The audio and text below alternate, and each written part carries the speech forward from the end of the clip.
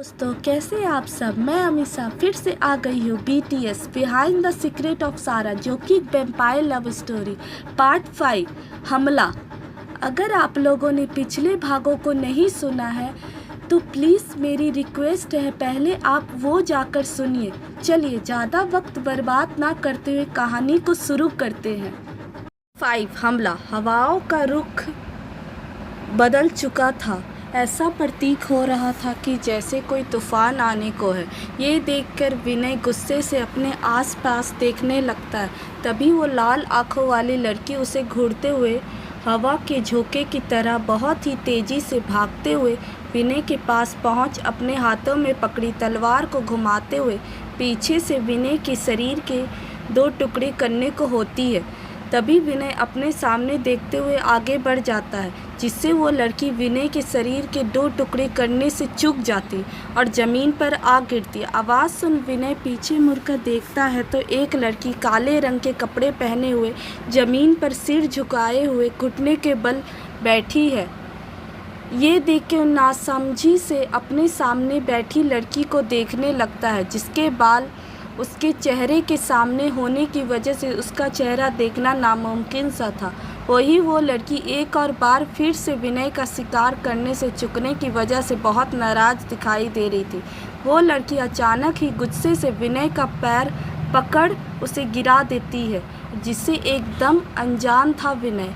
वो लड़की वैसी घुटने के बल बैठे हुए जंगल के कंकड़ पत्थर और ऊबड़ खाबड़ रास्ते पर ऐसे फिसलते हुए आगे बढ़ रही थी कि जैसे कोई बच्चा पार्क में स्लाइड झूले पर झूलते हुए फिसलता है। वही विनय को पैर पकड़कर वो लड़की ज़मीन पर घसीटते हुए कहीं लेकर जा रही थी। उसे ज़मीन पर पड़े कंकर पत्थर और ऊबड़ खाबड़ रास्तों से बार बार चोट लग रही थी, जिससे कई बार उसके मुंह से हल्की आह निकल गई। उसका दायां हाथ बहुत बुरी तरह से छिल गया था, जिसका हल्का हल्का खून बह रहा था। उसके सारे कपड़े मिट्टी से रगड़ने की वजह से काफ़ी गंदे हो गए थे। उसकी पीठ ऊबड़ खाबड़ रास्तों पर बार बार चोट लगने की वजह से अब दर्द करने लगी थी और जगह जगह पर जंगल में मौजूद कांटे बीच बीच पे उसके शरीर पर चुभ कर उसके शरीर को कई जगहों से छलनी कर रहे थे, जिससे तड़प उठा था विनय।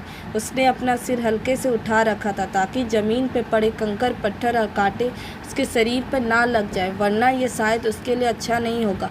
पर काफ़ी देर से ऐसे सिर उठाकर रखने से उसके गर्दन दर्द करने लगे थे।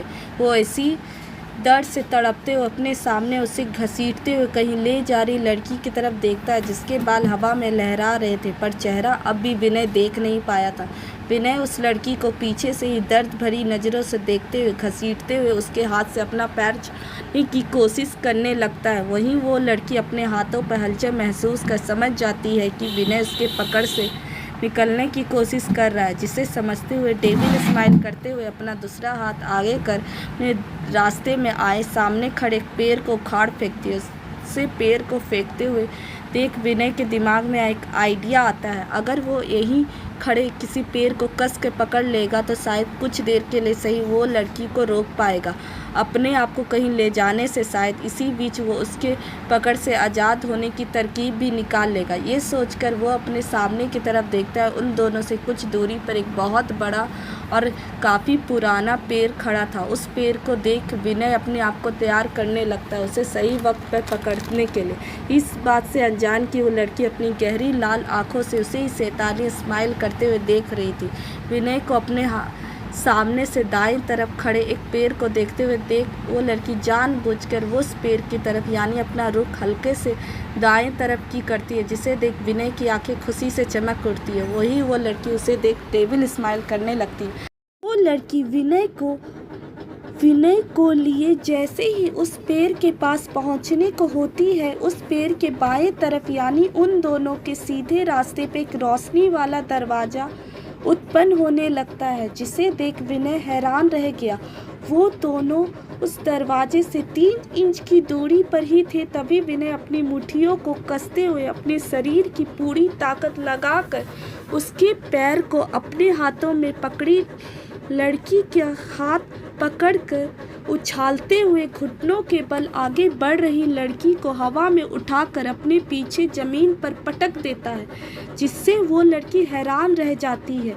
अचानक ही गुस्से से उसकी मुट्ठियाँ अपने सामने जमीन की मिट्टी को घूरते हुए कस जाती है। विनय उस लड़की जिसके बालों की वजह से अब भी उसका चेहरा छिपा हुआ था, उसे एक नज़र घूरते हुए अपने खून से सना हुआ हाथ जो रास्ते पे आए कंकड़ पत्थर और कांटों की वजह से छिल गया था, उसे दूसरे हाथ से पकड़ खड़ा हो जाता है। फिर वो कुछ देर तक उस लड़की को वैसे ही देखते रहता है। फिर गहरी सांस लेते हुए विनय अपना एक हाथ उस लड़की की तरफ आगे बढ़ा देता है, जिसे देख वो लड़की अपना सिर उठाकर हैरानी से अपने सामने खड़े लड़के की तरफ देखने लगती है, जिसकी नज़रें उसके बालों के बीच छिपी गहरी लाल आंखों पर टिकी हुई थी। काफ़ी देर के इंतजार के बाद जब उस लड़की ने अपना हाथ आगे नहीं किया तो विनय खुद ही झुककर उस लड़की का हाथ अपने हाथों में भर लेता है, जिससे वो लड़की उसे देखने लगती है कि तभी विनय झटके से उसे अपनी तरफ खींच लेता है, जिससे वो लड़की झटके से उठकर उसके सीने से जा लगती है।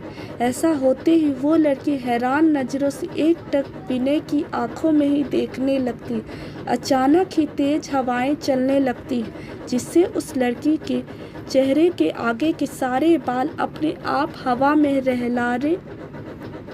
लहराने लगते हैं और विनय बस उसे देखते रह जाता है।